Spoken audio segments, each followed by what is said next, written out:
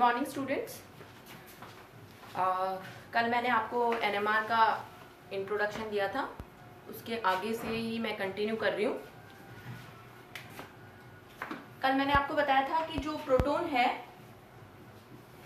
उसमें अपन ने देखे थे कि 2 एनर्जी न्यूक्लियर एनर्जी लेवल्स थे, +½ और -½ okay. In the absence of magnetic field ये जो न्यूक्लियर एनर्जी लेवल्स हैं ये डीजनरेट रहते हैं, ठीक है, डीजनरेट, जब तक अपन कोई मैग्नेटिक फील्ड नहीं लगाएंगे। जैसे ही अपन मैग्नेटिक फील्ड लगाएंगे ये जो लेवल्स हैं ये स्प्लिट हो जाएंगे, टूट जाएंगे 2 में, नीचे आ जाएगा +½ और ऊपर आ जाएगा -½ okay, in the presence of magnetic field. और इनके बीच में कुछ एनर्जी का डिफरेंस होगा जिसे मैं delta E is equals to h से बता सकते हैं। अब ये जो +½ है, +½ का मतलब ये है कि जो न्यूक्लियस है वो क्लॉकवाइज रोटेट कर रहे हैं। जो न्यूक्लियस जो है, +½ का मतलब है न्यूक्लियस जो है वो क्लॉकवाइज रोटेट कर रहा है। और कल आपको मैंने बताया था कि जब भी कोई चार्ज पार्टिकल रोटेट करता है तो वो अपनी एक मैग्नेटिक फील्ड प्रोड्यूस करता है। तो जब न्यूक्लियस क्लॉकवाइज रोटेट करेगा या ये प्रोटॉन जो है ये क्लॉकवाइज रोटेट करेगा तो ये एक अपनी मैग्नेटिक फील्ड प्रोड्यूस करेगा। उस मैग्नेटिक फील्ड की डायरेक्शन क्लॉकवाइज रोटेशन में कहाँ होती है? ऊपर की तरफ। और ये डायरेक्शन जो अपन ने फील्ड अप्लाइड की है उसी डायरेक्शन में है, इसलिए हम कहते हैं कि दोनों मैग्नेटिक फील्ड क्या है? अलाइन। क्लॉकवाइज रोटेशन में जब न्यूक्लियस रोटेट करता है तो उसके द्वारा जो मैग्नेटिक फील्ड प्रोड्यूस की जाती है उसकी डायरेक्शन अलाइंड रहती है अप्लाइड फील्ड के साथ। -½ जो है उसका मतलब है कि जो न्यूक्लियस है वो एंटी क्लॉकवाइज रोटेशन कर रहा है, और एंटी क्लॉकवाइज रोटेशन में जो उसके द्वारा जो जब वो एंटी क्लॉकवाइज रोटेशन करेगा तब जो मैग्नेटिक फील्ड प्रोड्यूस होगी वो क्या करेगी? अपोज होगी किसके? अप्लाइड फील्ड के।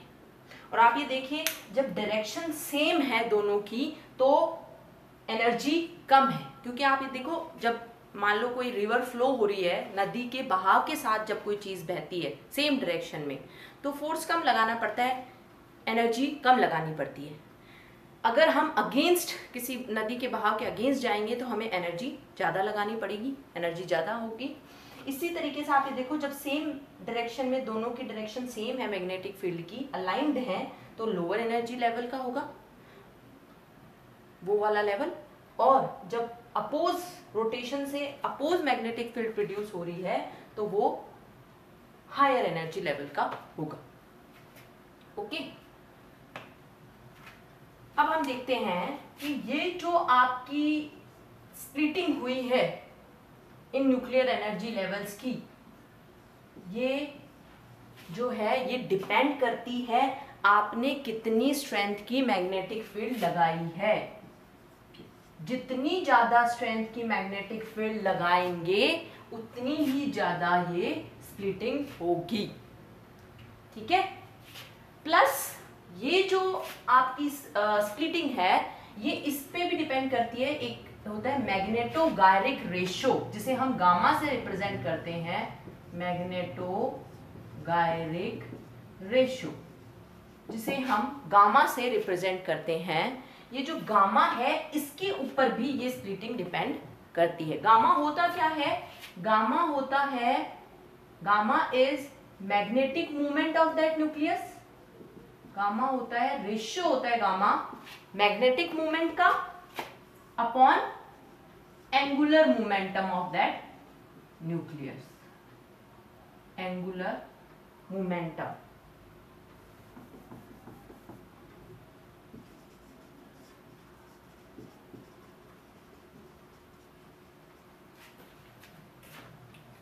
मैग्नेटिक मूवमेंट को आप न्यू से रिप्रेजेंट कर सकते हो, ओके। और जो एंगुलर मोमेंटम है उसको आप कर सकते हो I आई होता है मोमेंट ऑफ इनर्शिया और ओमेगा जो कि होती है एंगुलर फ्रीक्वेंसी। तो ये हमने ये बताया कि ये जो स्प्लिटिंग होती है ये डिपेंड करती है आप कितना फील्ड लगा रहे हो। जितनी ज्यादा फील्ड लगेगी उतनी ज्यादा स्प्लिटिंग होगी। प्लस ये हर पर्टिकुलर न्यूक्लियस के लिए स्प्लिटिंग अलग अलग होती है।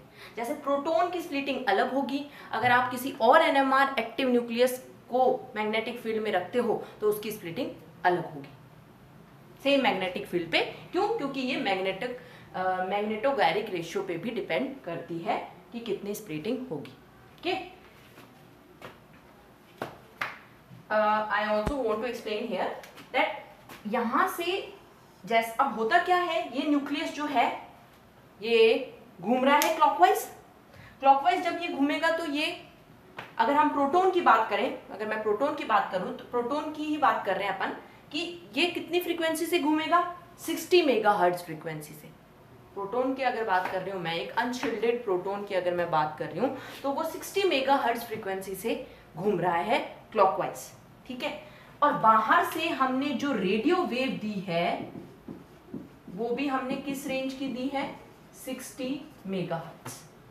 तो जब ये रेडियो वेव की फ्रीक्वेंसी इस न्यूक्लियस के जो कि रोटेट कर रहा है किस फ्रीक्वेंसी से, 60 मेगाहर्ट्ज की फ्रीक्वेंसी से, जब दोनों की फ्रीक्वेंसी मैच हो जाएगी तो ये एनर्जी एब्जॉर्ब करेगा और ट्रांजिशन हो जाएगा यहां से अपर लेवल में। ये जो एब्जॉर्प्शन है, यहां एनर्जी एब्जॉर्प्शन होगा जब क्या होगी, फ्रीक्वेंसी मैच हो जाएगी और प्लस हाफ से जो न्यूक्लियस है वो माइनस हाफ न्यूक्लियर स्टेट में आ जाएगा। ओके, यही है एनएमआर का बेसिक।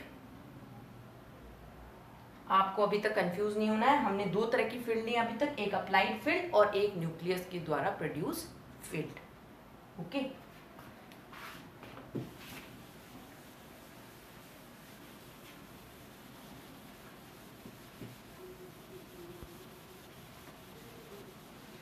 तो मैंने आपको बताया कि जो अपना डेल्टा ई है वो डायरेक्टली प्रोपोर्शनल होता है किसके, अप्लाइड फील्ड। ओके, स्प्लिटिंग जितनी होगी जितनी ज्यादा आप फील्ड लगाओगे। प्लस ये किसके डायरेक्टली प्रोपोर्शनल होता है, ये गामा के भी डायरेक्टली प्रोपोर्शनल होता है। गामा क्या है, गामा है मैग्नेटोगायरिक रेशियो, मैग्नेटोगायरिक रेशियो। तो अगर मैं इनको इसके इक्वल कर दूं, एक कांस्टेंट मैंने यहाँ पे लिख देती हूँ V not gamma. Delta E को मैं एच न्यू लिख सकती हूँ is equals to F B not. ये जो गामा है इसको क्वांटाइज करने के लिए मैं इसको मल्टीप्लाई कर रही हूँ h/2π से। गामा जो है उसके अंदर एंगुलर मोमेंटम भी होता है, तो एंगुलर मोमेंटम क्वांटाइज्ड होता है। तो एंगुलर मोमेंटम को क्वांटाइज करने के लिए मैंने इसको मल्टीप्लाई किया है h/2π से। यहाँ से h को मैं कैंसिल कर देती हूँ। तो जो आपकी फ्रीक्वेंसी की वैल्यू आएगी, वो जो फ्रीक्वेंसी की वैल्यू आएगी वो किसके इक्वल आएगी, that will be V not gamma upon 2π। Constant की वैल्यू आप 1 कंसिडर कर लो। तो जो फ्रीक्वेंसी की वैल्यू आएगी वो क्या आएगी, ये जहां पे कि V नॉट है अप्लाइड मैग्नेटिक फील्ड, गामा है मैग्नेटोगायरिक रेशियो, 2π इज ए कांस्टेंट। और इससे अपन फ्रीक्वेंसी निकाल सकते हैं कि वो जो प्रोटॉन है वो कितनी फ्रीक्वेंसी से अपना मोशन कर रहा है, प्रिसिजनल मोशन कर रहा है। प्रिसिजनल मोशन किसे कहते हैं, जब अपनी एक्सिस के अलोंग इस तरह से मोशन करता रहे। आपने एक स्पिनिंग टॉप जिसे लट्टू भी कहते हैं देसी भाषा में, वो भी इसी तरह से घूमता है, अपनी एक्सिस दूरी जो उसका पॉइंट है वहां टिका रहता है और रोटेशन करता है। ठीक है, तो ये प्रिसिजनल फ्रीक्वेंसी हम यहाँ से निकाल सकते हैं अगर हमें मैग्नेटिक फील्ड की वैल्यू पता है, उस न्यूक्लियस का गामा पता है, तो हम ये पता लगा सकते हैं कि वो कितनी फ्रीक्वेंसी पे घूम रहा है। जैसे कि अगर मैं प्रोटॉन के लिए निकालूं एक अनशील्डेड मतलब यहाँ पे वो और किसी इफेक्ट से किसी तरह का कोई इफेक्ट उसे इन्फ्लुएंस नहीं कर रहा है, अनशील्डेड है। ऐसे प्रोटॉन के लिए अगर मैं निकालूं तो आप देखोगे कि मैं B0 जो वैल्यू है उसको लिखूंगी 1.4 टेस्ला। B0 की वैल्यू मैं लिखूंगी 1.4 टेस्ला। तो जो आपकी फ्रीक्वेंसी निकल के आएगी वो आएगी 60 मेगाहर्ट्ज। ओके, और गामा जो है वो प्रोटॉन का ही अपन लेंगे, प्रोटॉन के मास के अकॉर्डिंग। तो यहाँ पे जो है 60 मेगाहर्ट्ज फ्रीक्वेंसी आई, तो इसका मतलब ये है कि 1.4 टेस्ला पे एक प्रोटॉन 60 मेगाहर्ट्ज फ्रीक्वेंसी से अपना प्रिसिजनल मोशन करता है। प्रिसिजनल मोशन मतलब स्पिनिंग टॉप की तरह मोशन। आप ये वर्ड अब बुक में देखोगे, प्रिसिजनल मोशन या प्रिसिजनल फ्रीक्वेंसी, ये आपके सामने वर्ड आएगा। इसका मतलब वही है कि अपनी एक्सिस के अलोंग क्लॉकवाइज या फिर एंटी क्लॉकवाइज जो रोटेशन है उसको करना। ओके,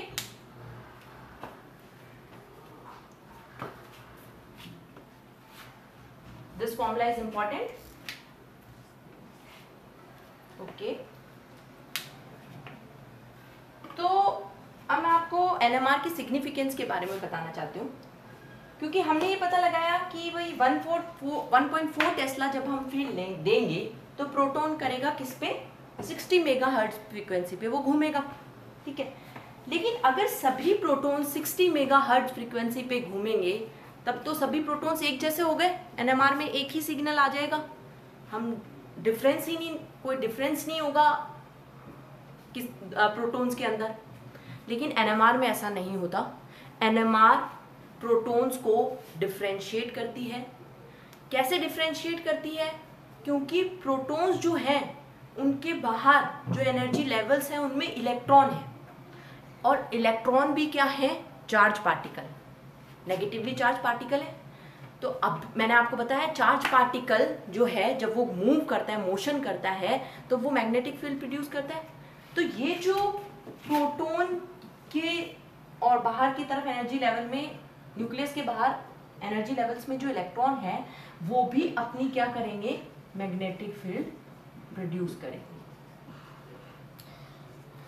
और इलेक्ट्रॉन जो मैग्नेटिक फील्ड प्रोड्यूस करेगा उसकी डायरेक्शन, इलेक्ट्रॉन जो मैग्नेटिक फील्ड प्रोड्यूस करेगा उसकी डायरेक्शन अपोज करती है किसको, अप्लाइड फील्ड। इलेक्ट्रॉन जो भी मैग्नेटिक फील्ड प्रोड्यूस करेगा, वो जिस मैग्नेटिक फील्ड जब प्रोड्यूस करता है तो उसकी जो डायरेक्शन होती है वो अपोज करती है किसको, अप्लाइड फील्ड को। इसका मतलब अगर किसी न्यूक्लियस के अराउंड इलेक्ट्रॉन्स ज़्यादा होंगे तो अपोज भी ज़्यादा करेगा, तो जितनी हम फील्ड पहुंचाना चाहते हैं उतनी फील्ड नहीं पहुंचेगी। ओके, तो देखो जैसे अगर मान लो मैं एक प्रोटॉन लूं CH3, ओके, तो यहाँ पे अगर मैं कंसीडर करूं एक इस कार्बन CH, ये आप इथेन है, तो इथेन में अगर मान लो मैं इन वाले प्रोटॉन्स का सिग्नल निकालना चाहती हूँ, तो आपको पता है कि पास वाले CH3 का प्लस आई इफेक्ट होता है। प्लस आई इफेक्ट का मतलब होता है इलेक्ट्रॉन जो है वो सिग्मा बॉन्ड के थ्रू उसने डोनेट किए हुए हैं, उसको अट्रैक्टेड है दूसरे कार्बन की तरफ, तो यहाँ इलेक्ट्रॉन डेंसिटी ज़्यादा होगी, इलेक्ट्रॉन डेंसिटी बढ़ेगी। इलेक्ट्रॉन डेंसिटी अगर बढ़ेगी तो जो मैग्नेटिक फील्ड उन इलेक्ट्रॉन के मोशन से प्रोड्यूस होगा वो अपोज करेगा अप्लाइड फील्ड को, और अपोज करेगा तो 1.4 टेस्ला फील्ड जो हम पहुंचाना चाहते हैं वो उस न्यूक्लियस तक नहीं पहुंचेगी, कम फील्ड पहुंचेगी। तो जो फ्रीक्वेंसी है, जितनी फ्रीक्वेंसी से वो घूम रहा है उतनी फ्रीक्वेंसी से ना घूम के वो कम फ्रीक्वेंसी पे घूम